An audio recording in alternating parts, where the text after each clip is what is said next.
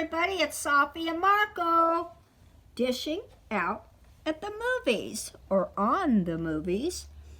And today I am going to talk about my top 10 list of the movies that I enjoyed. Old movies. That were old last year that I watched. Speak up, Safi. And guess what? There's no Hallmark movies on because I got to watch one, and I just didn't have any time. And most of them are just they're just so sugary. I can't take it, and I wasn't in the mood for an excess of sugar. Yeah, so. Safi has kind of fallen out of her weird obsession with Hallmark movies. Well, I like the ones that are unusual. She's grown up a little bit. But I just they make too many. And I hate to say that, but the more you make isn't better. It's the quality, not the quantity. So. Well, maybe they should stop overstaying their welcome. I don't think so. It's a multi-million-dollar card company, and they're not going to overstay their welcome. So okay. Okay. I have a few honorable mentions. It's not something I really think about, but Marco kept reminding me. And I know he's going to have a fit about some of these, but I don't care. Okay, I have 4 good honorable mentions. And yesterday I didn't have any, and I made a mistake about a movie that probably should have been on the top 10 worst. And for some reason it escaped me, and probably because it was such an ugly thing that I didn't remember it on purpose. We should have discussed all the movies together, I guess. Well, I don't, but Marco has a tendency to try to tell me what to do. No, I don't. So anyway, I didn't say you should have done that. I said yeah, but you reminded me, and then I thought about it. Yeah, and I'll tell you what I said. I'll tell the audience what I said. She put Ace of Hearts in her top 10 worst, which was a movie that was like okay, like it wasn't bad at all. Yeah, I agree. But then you have Ooga Booga, or a movie like Ooga Booga, and it's like, you know, I would much rather rewatch Ace of Hearts than rewatch Ooga Booga. Oh yeah. And that's just what I told her. I didn't say you have to change that and you have to say it next video. That was her idea. So yeah, but I thought about it, and I was like, I must have. Yeah. Do you want to explain why? No. I will. Not now. Not until I get to that point. Okay. Well, I have 4, and like I said, for yesterday, I watched 50 videos. These are just old movies. These aren't the ones that came out in 2021. Okay, and so. You have top 10 worst, top 10 best, and then you have everything in the middle. So basically, I had 50, so 30 are in the middle.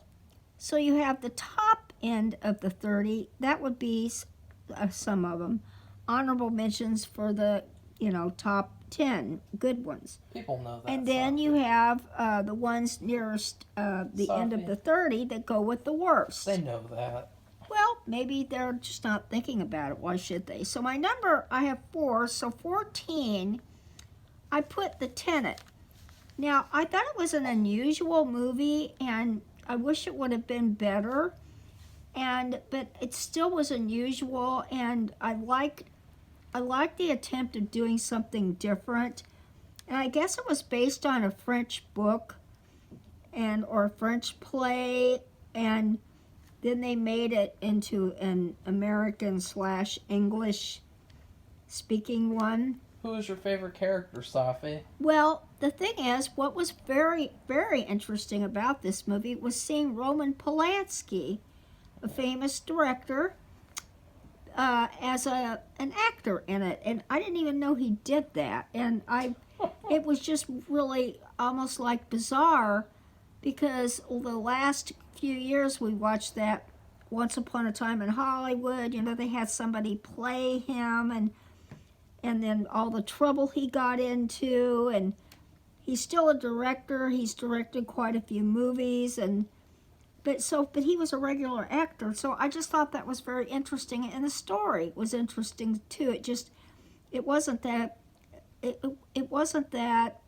a full or something. It just that's why it's an honorable mention, but it still was something to see if you want to see him act as a regular actor and see what the story is like and what you would do to change it. Okay, my number 13 is Halloween Resurrection. Now, you didn't watch that for the first time. What? You didn't watch that for the first time. No, it wasn't. That doesn't count. Oh, it doesn't count? Yeah, I didn't put it on your list. Oh, that's sad. Yeah. Okay, well, can I just say I love this movie because it was funny. And even though that was another one, it wasn't really... It had some empty spaces in it or some stupid things that some of the actors did or what they made them do or didn't do. I still like it because it had Busta Rhymes in it, and I just thought it was really funny because you had two people. You had Michael Myers and you had somebody dressed up like it, and it was so funny to see them look at each other. So I just thought I'll never forget it. Okay, well, then my next one was 12, and it's To Save the Children. Now, this was a movie with Richard Thomas in it because we had a Richard Thomas week. And if anybody doesn't know, but that's John Boy in the Waltons, and that's all I'm going to say, because if you haven't ever seen that show or just even heard about it... No, I can summarize the show plain and clear. John Boy! John Boy! John Boy! John Boy! Well, anyway, he's a good actor, and he was in several... Following that series, he was in several TV movies. And this was based on a real story, and it was actually, I probably don't even want to publicize it, but and he was a little bit off. I don't know what happened. He used to be the sheriff for the town. I mean, he knew better. If he was going to do something illegal or wrong, he knew better. But he was kind of like, I don't know, he lost it or something. I don't know what happened, but this was based on a true story, and it's about this guy who's going to blow up the school if he doesn't get to talk to the president or something, or get a letter to... It was all a trick. That was the twist. The twist was that he wanted money. He wanted an insane amount of money, and he wanted a plane to take all the children away somewhere to escape.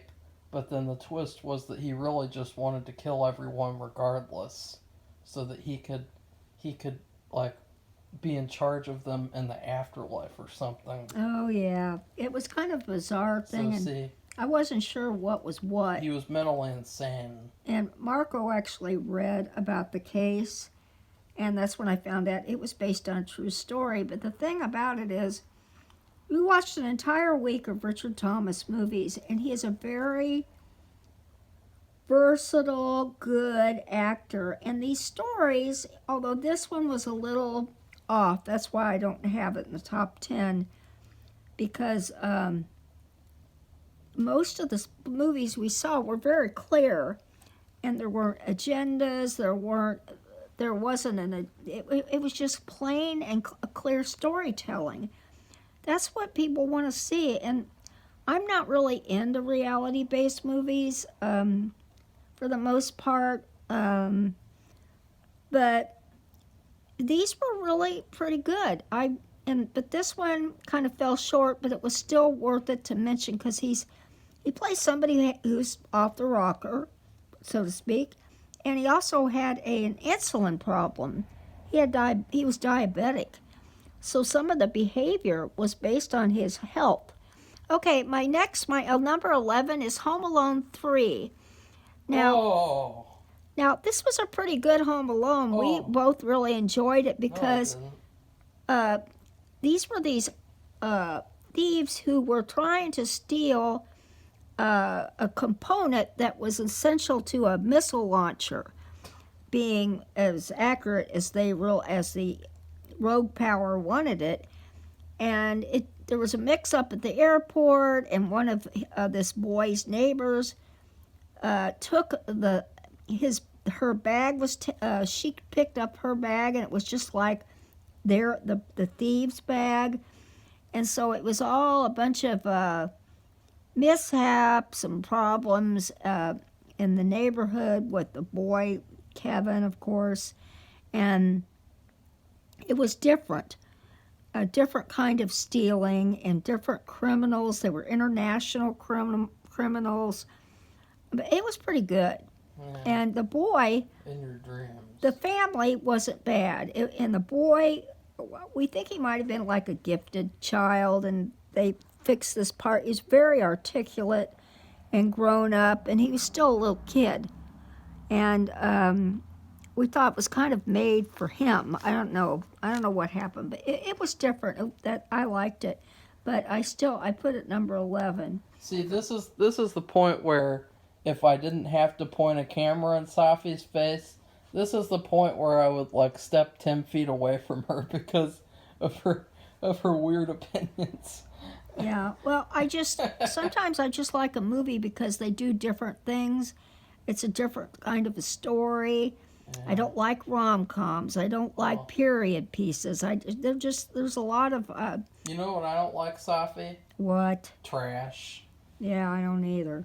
Okay, well, number 10, Marco will be very shocked at, was Home Alone 4. Oh! Yeah, the reason why I picked this out, it wasn't because it was such a great movie.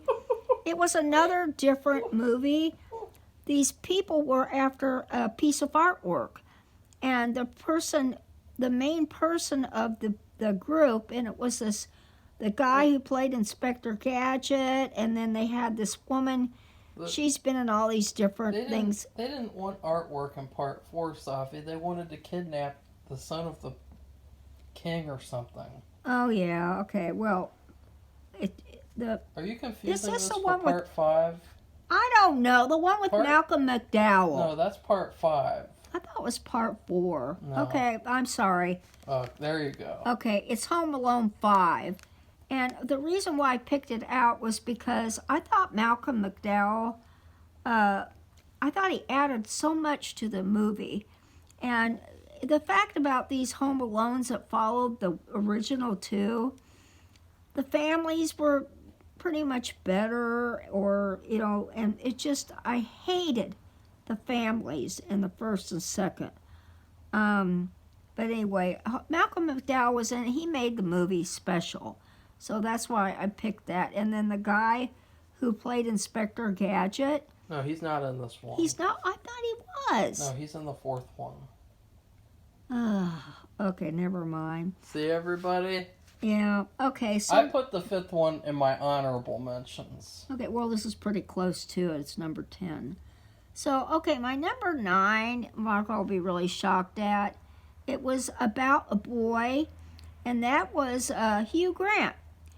And he was supposed to be a rich guy. He never wanted for anything because his dad made this song that got lots of royalties and it was very well sung at the holidays and just very well known.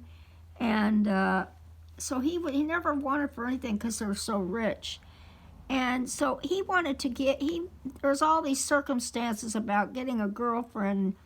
Hugh Grant discovered he thought he could get a girlfriend if he pretended like he was a single parent, like a single father. And so that's what it was all about. But the boy who played this boy he was friends with, he was so good. And I think he even made Hugh Grant good. And I had never known Hugh Grant to be in anything other than a rom-com. He'd been in every single rom-com with Julia Roberts and a bunch of other people. I mean, every actress in the 80s was in a rom-com with Hugh Grant. And this was actually a movie where he had to actually act. And also, he really, if you look at his resume, he really does a lot more than rom-coms. And we saw a movie last year The Gentleman, and he was in it. He was so good. He was really one of the main people who made the movie good. So I just that this was an older movie that he was in that showed that he does more than what he's been shown to do, which is crappy rom-coms, which I don't like. And to be fair, I accidentally forgot to put this one on my list because I put it on there one time, and then for some reason I accidentally deleted it, and then I never remembered to put it back on there. But I would have put it in my honorable mentions as well. So it was another one that was good. Yeah, and what was really good, I think, about it was him and the boy. The boy was excellent. That was the best stuff. The reason why I would never put it in my top 10 was because the movie was very inconsistent, and there was never any singular plot. It was just throwing shit at the wall. Yeah, well, that's what we talked about, is that you didn't know what the storyline was going to be, how it was going to end up. Yeah. And that's when he says they're throwing everything at the wall, because you had about 5 or 6 different storylines going, and it was almost like they were testing the waters all along, and they never could pick out the one they wanted. They were too indecisive. Okay, well, number 8, I'd be surprised, but the only reason why I put this was because it was the first one, and without the first one, there wouldn't be a second one or any other. And that was Home Alone 1. Wait, now, what? On number 8. Wait, you've already seen that before. It doesn't count. Why? Because you've already seen it before. But we watched the whole series. That doesn't matter. I gave you the God. list. Okay, I don't know what to say. You Okay. can't put movies you've already seen before. Okay, well, I don't know what to say. Yeah. I'll have to do a replacement for these. And number 7 was Halloween one. I have seen that one before. God. Both of these Safi. movies are movies that I watch. We watch every year. God. But they're not necessarily the best. Oh, fuck. Okay, number 6. I don't know if I can say this one. Bride of Chucky. Yeah, you saw that one for the first time last year. Okay. Yeah, that's fine. Okay, well, I like this one because I like the introduction of the doll with Chucky. And I thought they were really like a cute little doll couple. And I just thought it was different and interesting. And I liked it. And I'd say that's probably one of the best, I think, of the Chucky movies, because at least half of them are trash. Okay, now number 5 is going to be a surprise, I know, for Marco. And that's Tourist Trap. And that is a full moon movie. We watched, like I said yesterday, we watched 10 full moon movies. And full moon, if you don't know right off the bat, that's Puppet Master. So they have done more than just Puppet Master, which I didn't even know. But the reason I picked it, because it was a good story, or it could have been better, but I thought it was a good idea. But also because Chuck Connors was the main guy in it. He was the main villain, and I had only seen, when I grew up, Chuck Connors was the rifleman. And here he was in the show. I'm like, oh my God, that's Chuck Connors. What's he doing in this? And Marco did some research, and he found out that during this time, Chuck Connors was trying to remake his career. Safi! And so that's when he decided to do this movie. And he did an excellent job. I mean, compared to some of the other people who are very green and not good at what they do, he knew what to do. He knew about cues, and he knew about timing. And he was good. Safi. Marco, hush up. You put Tourist. And see, this is why you should have never have done what you did, because you realize you ranked Tourist Trap over Halloween 1 and Home Alone 1. Yeah, because they were crappy. Okay, Halloween 1 was good. But it was better than Home Alone 1. Home Alone 1 was funny. because it was new and no one had, and it had never been done before. But I hate the family. Okay, now let's keep going. Okay, number 4, it'll be a surprise for Marco too. It was this movie called Bully. And if anybody's ever played that video game with Bully, it's not the same thing. This is based on a true story. And what was interesting is we just did this review of a R.L. Stine book about young Scrooge. And he was a bully too. That sucked. And he had wasn't a bully.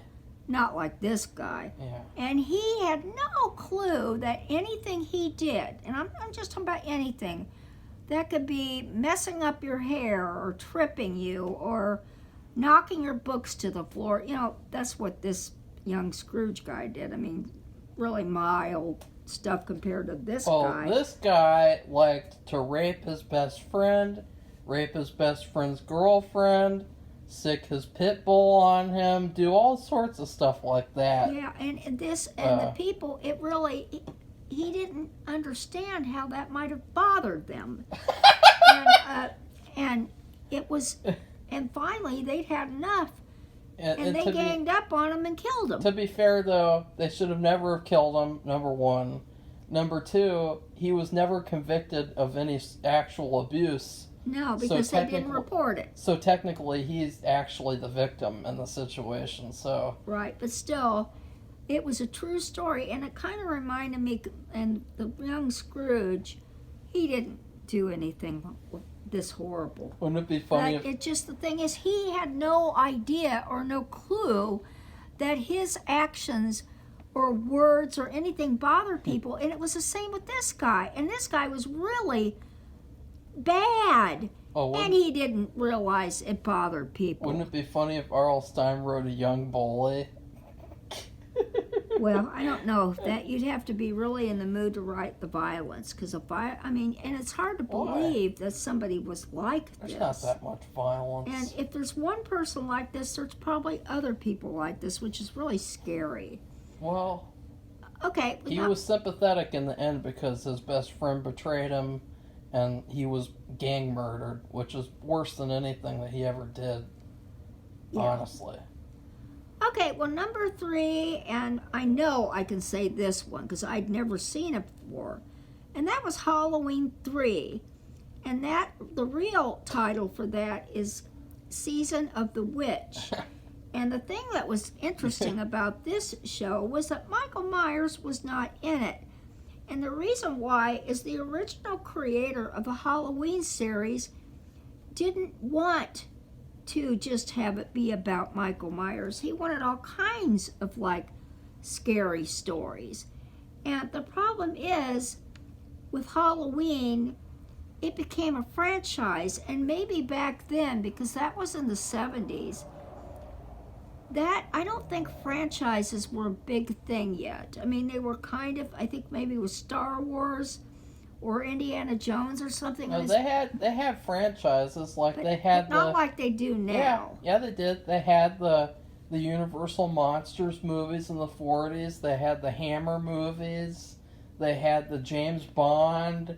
They had the Mr. Smith Goes to Blank movies. Well, okay, well, the Ernest movies. I don't know what happened. People just got stuck in their minds that if you're going to have a Halloween movie, it's always going to be about Michael Myers. And this one didn't talk about him one bit.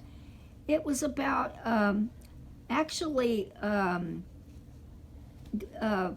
what would you call it? Kind of like hypnotizing people via the TV and using these fixed masks, and they would put them on after they were what would you call it? I can't think, where you control somebody's mind by Well, actually, Michael Myers was the best part of the movie, because at one point they show Halloween on the TV. Yeah. And they actually have the music from the original Halloween playing in Halloween 3, and it actually fits Halloween 3 a lot better than it fit in the original movie. And I thought that was pretty interesting.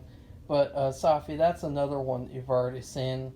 No, I hadn't. I'd never yeah. seen this movie. Yeah, I watched that with you when I was a kid. Well, I don't remember it at in middle all. School. Well, I don't agree because I clearly remember it. Well, I don't remember. I didn't remember it at all. It wasn't familiar to me at all. Well, I didn't put that on your letterbox, so I don't know why you even put it. I guess I should have looked at the letterbox, but I did. That's what you did. You copied it from the letterbox. That's you how. said all the. You put on my paper. You put all the.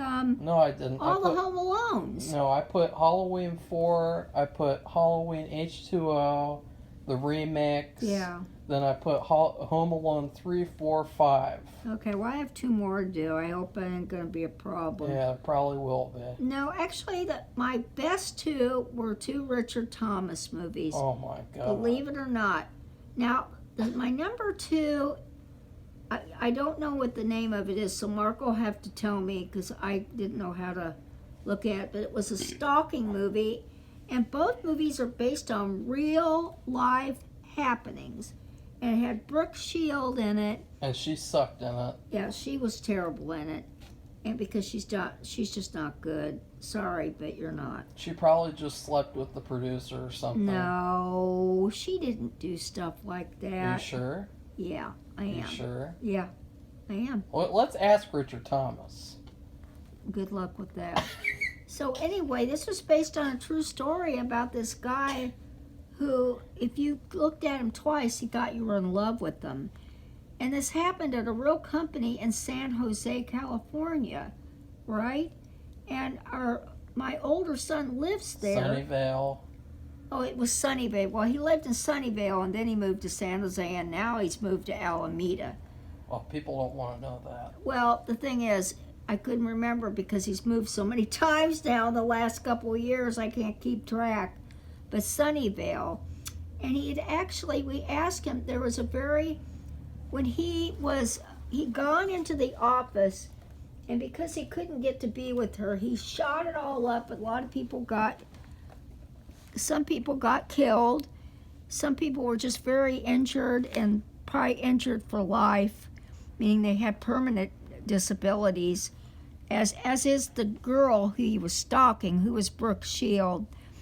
And they wanted to get him to stop. And he got really tired, and he was hungry, and he asked for this food from a nearby restaurant, like a takeout place. And my other son had been there. He knew the place very well. It is a very popular place to this day. And this was back in the 70s or early 80s or something. So anyway, I just thought that was interesting. But it was a very good movie. And Richard Thomas, it's annoying, but he was a stalker. Stalkers are annoying, but they can be dangerous, and he got to be dangerous. And so he did an excellent job. And it was really a hard decision between this one and my number 1, which is called To Find My Son. And it was also based on another true story. And the guy who was actually the man who they were talking about, he actually was part of the narrating of the movie. At the beginning, he didn't narrate the whole movie. It wasn't that kind of a movie. But, and I think he may have come in at the end. But they were just both very simply well done movies. And they were based on true stories. And Richard Thomas, in both of these movies, he plays completely different characters, completely different hair and dress. And To Find My Son, it's not what you think. It's about a man who he has never even thought about being a father, and he has a girlfriend, but they don't really have any. They're friends. They're nothing more. But I think the girl wants more, but he doesn't.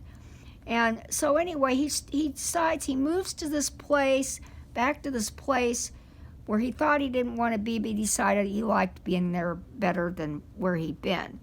And he finds this place, there's all these kids, and he stops by there and says, "Where'd all these kids?" And it's this place where there are older children who need to be adopted. And because people, when they adopt, they like to adopt babies. They like to adopt fresh little children, babies who'd never had any bad life, I guess. For their blood sacrifices. So anyway, he decided he'd volunteer there, and he developed a relationship with this boy, and he found out he had a hearing problem. You know, remember, I don't know, back years ago in the 90s, they would have all these kids, they have to get tubes in their ears. They constantly talked about this. And I never hear about it anymore, so I don't know what happened with that. Really? But the kid needed tubes, and it was affecting his speech.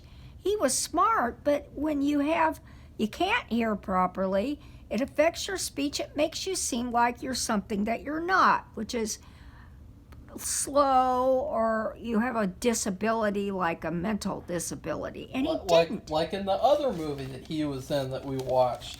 What was that one called?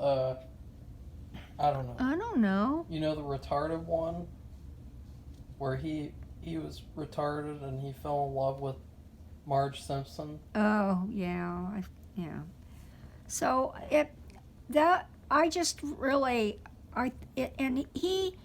the courts or the social services of the area, they weren't going to let him have the child because he wasn't married. So he's a single father. So this is all very, what would you call it, brand new. And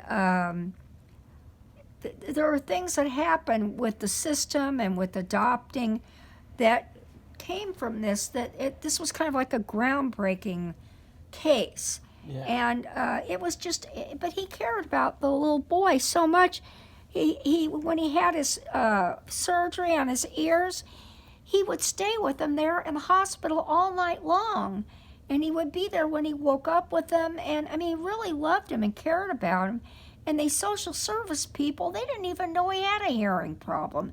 I mean, here they thought they were better caregivers than this man who really knew the boy and what his problems were, what he liked or didn't like, and they didn't know anything.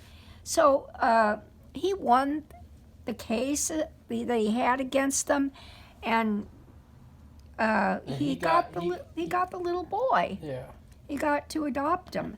And I just thought it was a really nice story. There was no agendas. It was just a simple story. And that's what people want, I believe.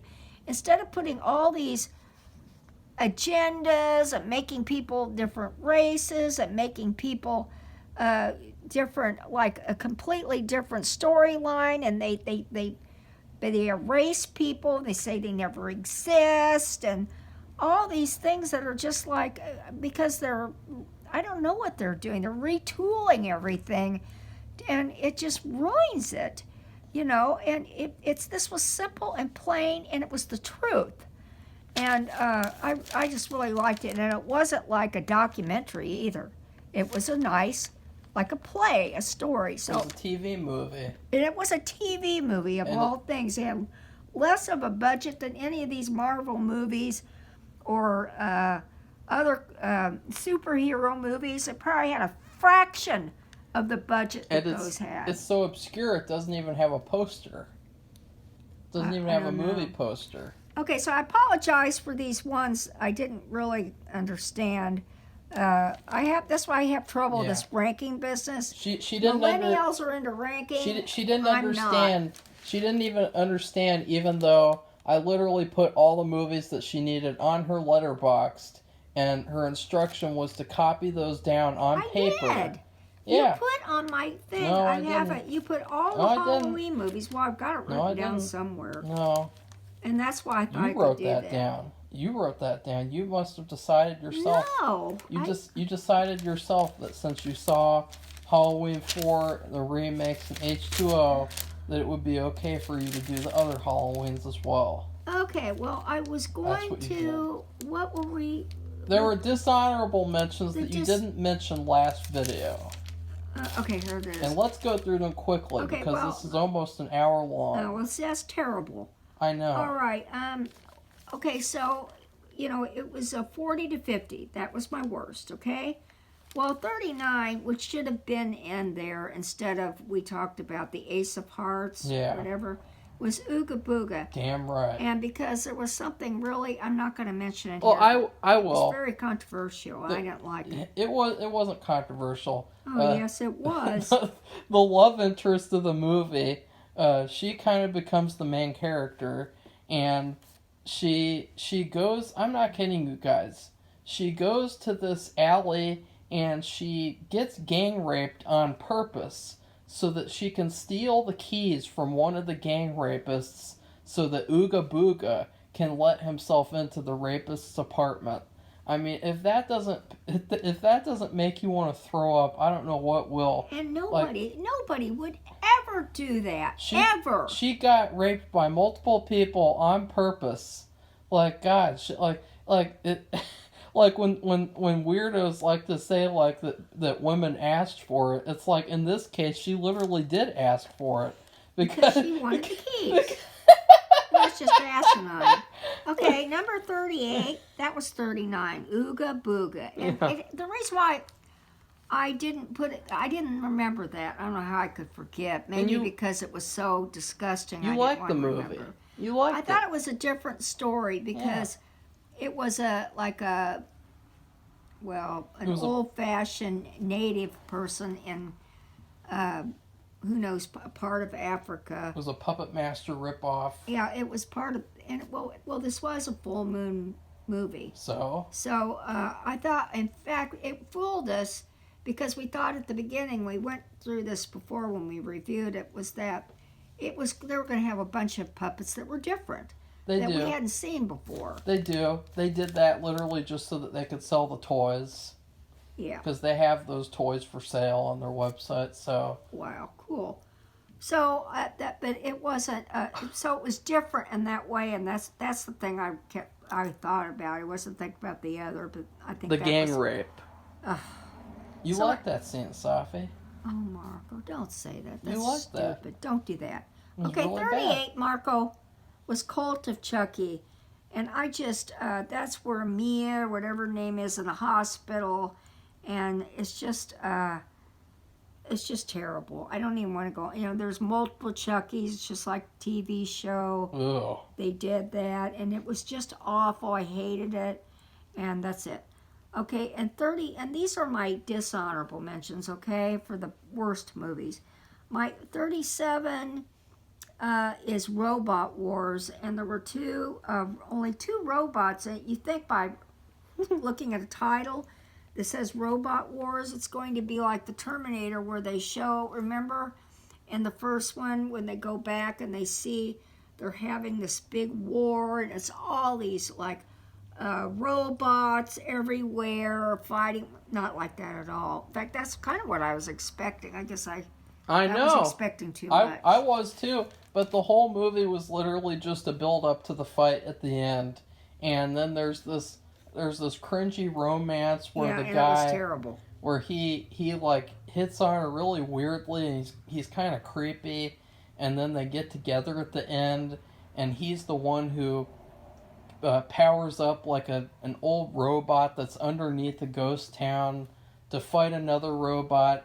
It's too bad, though, because it could have been like a really good action sci-fi movie if it was just robots fighting the whole movie. I think they did not have the money. I don't think that's an excuse, because the last battle was stop motion, Safi. Stop motion is literally taking two figures and taking pictures of them. So I think that they had the money, honestly. Like, they spent money to get Barbara Crampton, other people like that. They spent money to do other things. They should have just put all the budget into making a robot movie instead of a Robor movie. Okay, well, my last one, I have number 36 now. I don't have a right number, but it's the second remake of Halloween by Rob Zombie. Yeah. And what is that, 10? No, Safi, it doesn't count. It doesn't count as a number. Why? Because it's a remake. It can't be a number 10 if it's a remake. Okay, well, I'll tell you, it's one of the worst movies I've ever seen. So, White Horse. yeah, the White Horse and his wife. Rob Zombie's wife in real life is in it, and she has no business being in it. She's just a bore. At least he doesn't make her get naked in this one. Yeah. Which he seems to like to do in every single thing he does for some weird reason. So anyway, I'll have to try to find... No, you can't do that anymore. No, I really can't. But I apologize about those other two. I'll pick them out for you. Well, let's see. I don't know what it's going to be because it's not very good choice. Well, What'd you think about Taxi Driver? Well, I thought about Taxi Driver, but I didn't think it was that great. The one thing that was interesting about Taxi Driver is Martin Scorsese is in it. You wouldn't recognize him because he didn't have gray hair. Yeah, so he was a young man. I'm like, oh my God, that's Martin Scorsese as a young man. And he was an actor in the movie. There you go. This was kind of like the Roman Polanski in the movie The Tenant. Your other honorable mention, your other replacement will be Halloween 4, which you saw for the first time. The Return of Michael Myers. That's your other replacement, and then for the last one, it'll be Witch House, which you didn't mention, but. You really loved Witch House when you watched it, so I have decided... He's lying. Yeah, you did. You wanted that to be number 1. No, I didn't. Yeah, you did. If I wanted to be number 1, I at least remember a little bit more about what it was about. In the full moon movie week, you wanted I know it was a full moon movie. So I've decided that for you. Whatever. Okay. So anyway, thanks for everybody for watching, and I apologize if I offended anybody, but I hate. Why? I hate ranking things. Oh, Safi. I hate it, and Marco is exactly the opposite. No. And if you like this, I hope we can get some new subscribers because we love subscribers. We like comments because we like to talk about what we see and what we haven't seen and what we'd like to see. And what improvements could be made, and what you think about the things that they've been doing, like sapping the color out and the agendas. I've heard lately about some really bad agenda like things. What? Like with, what? Let's talk about it. Superman and. Oh yeah, well with Superman in the comics recently, they already made him gay, which was bad enough. Or no, they made him bisexual. But now they had a comic where it's implied that Superman was sexually molested in the past in a prison camp, and he was raped by the guards every day. Oh my God. Well, I don't know. I haven't you read like any. that, Safi? No. And then with the new Flash movie... Why do they have to do that? Because they suck. And then with the new Flash movie, there's not going to be a Superman and a Batman anymore. It's going to be a Supergirl and a Batgirl. Yeah, I've read about that. Nobody wants that, and literally. They're like, why? I will take Zack Snyder's shit universe over having women token women superheroes. And there's plenty of room for women. They don't have to be the other one. They can just be who they are. See, they can't That's the best way. They have to ride the coattails of men's franchises. And that's ridiculous. They don't want that. I guess they do. Why would they want that? Because they suck. Because it's about who you are. And what does that mean? They weren't good enough? No. Because they were? No, they weren't. And that's terrible. That's why Birds of Prey didn't make any money at the box office. Okay, well, whatever. Yeah. If you like this, press the like button. And we always like new subscribers, like I said. And goodbye, everybody. Bye.